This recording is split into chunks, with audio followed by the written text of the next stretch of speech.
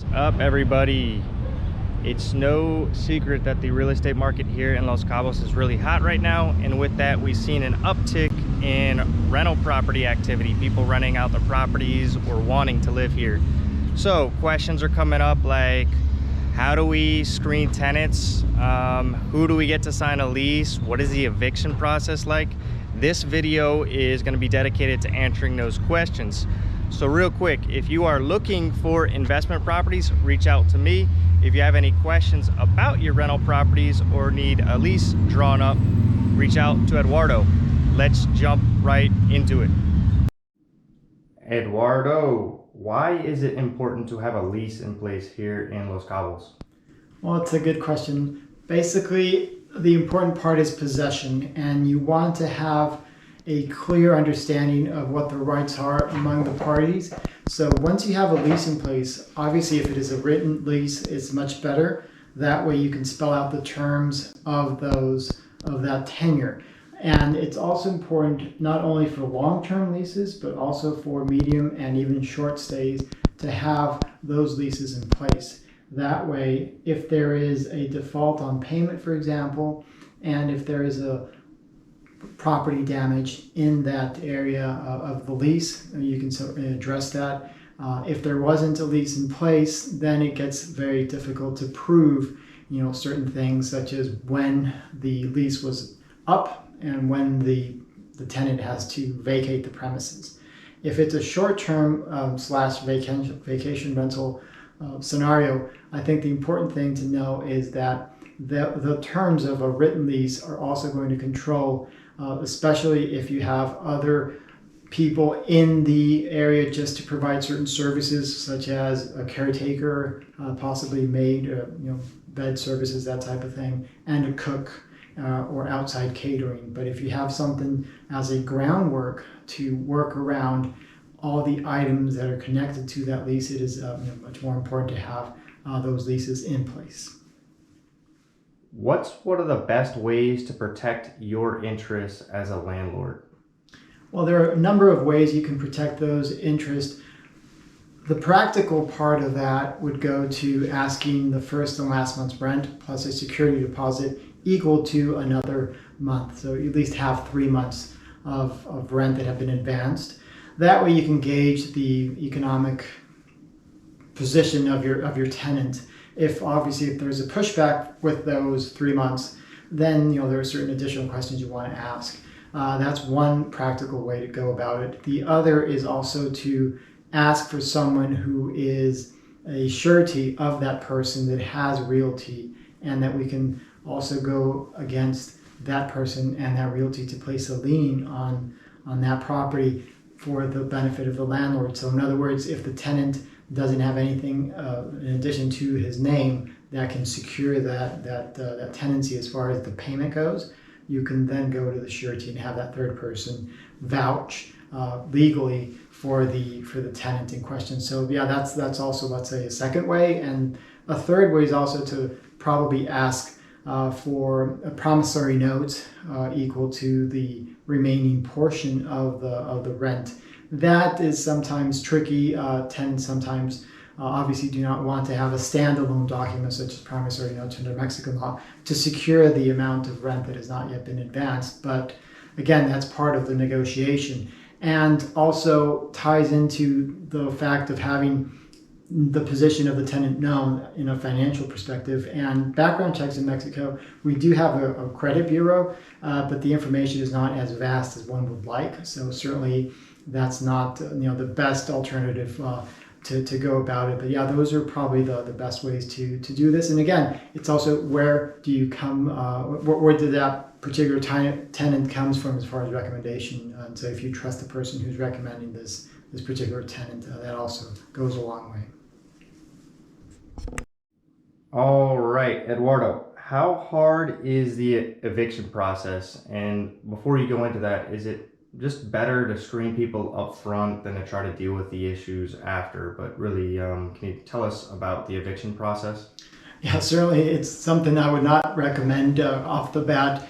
In Mexico, there is a long time to obtain a favorable judgment on the part of the courts. There are a number of issues in connection with this. First of all, the backlog of the courts is substantial. They have to deal with a lot of matters. For example, here in Los Cabos, they're taking on 1,000 new matters every year, and they get to resolve around maybe a third of those, either by way of a settlement out of court or finally a judgment on the merits. And then you have to deal with the others that have not yet been resolved through the years. So there's a substantial part that they have to deal with. So there's a lot of work.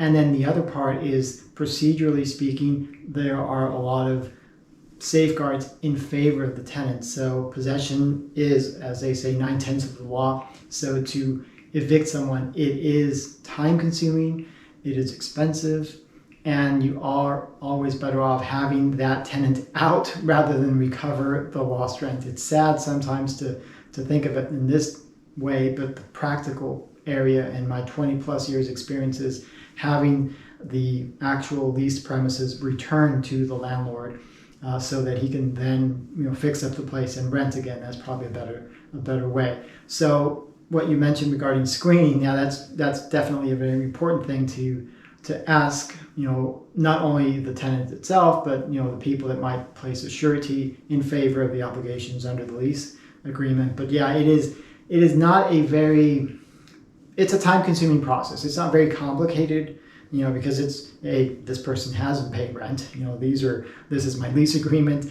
This is the time I've required payment has not been forthcoming. So there's not a lot of things the tenant can say regarding, hey, I want to stay on and be free of rent and just stay there until I get kicked out. But that process will take time. It has to be done through the judicial courts, the civil courts, to regain possession, and it does take time. And hopefully it wasn't so like that, but it is the nature of this transaction in Mexico. How is liability handled with tenants? For example, if somebody falls off a balcony, can they sue the landlord? Well, generally speaking, there is a liability that is general to the lessee, basically in Mexico, as opposed to other common law jurisdictions. It is not as clear as far as the standard or duty of care on the part of the landlord. So basically in Mexico, we are more accountable for our own actions than in the States, as a general rule. We do recommend, however, having insurance in place, renter's insurance on the one part, and also the landlord needs to have general liability insurance as far as, especially the damages to the property. If something were to happen in the property, well, the first thing is the landlord is not in possession. So, the part is, if it is a general safe environment and there are no flagrant, things that are wrong with the property. If you have a fourth, floor unit, let's say, and there is no railing on the balcony, well, obviously that is a very evident breach of that standard of care. But generally speaking, having insurance in place, liability insurance, will avoid these types of questions going into the courts, because again, courts in Mexico do take a long time, and so it's better to deal with the insurance company at that time, and it makes more sense. But yeah, there are obviously certain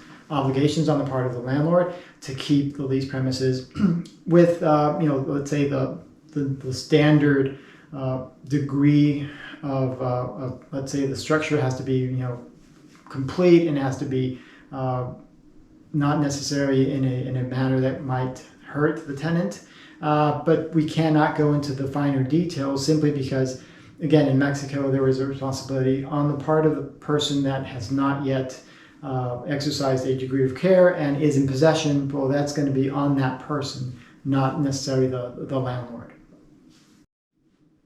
All right, Eduardo, it seems like there's a lot going on with rental properties right now, and if somebody was leasing out a property as a landlord and wanted advice or help with a contract, could they reach out to you? Certainly, yeah, because of the increase in the rental properties, also on a medium, long term as well as short term, it is convenient to reach out to counsel, and we're obviously open to having those people that want to rent their properties, and also people who are seeking to rent properties, be properly counseled so that we have all the documentation in place. There's a lot of short-term or vacation rentals that also need to be under the radar for tax purposes, in the sense that we need to have them reporting properly and not have things that, for whatever reason, through the years did not happen above board, basically payment of taxes. Occupancy does require an income,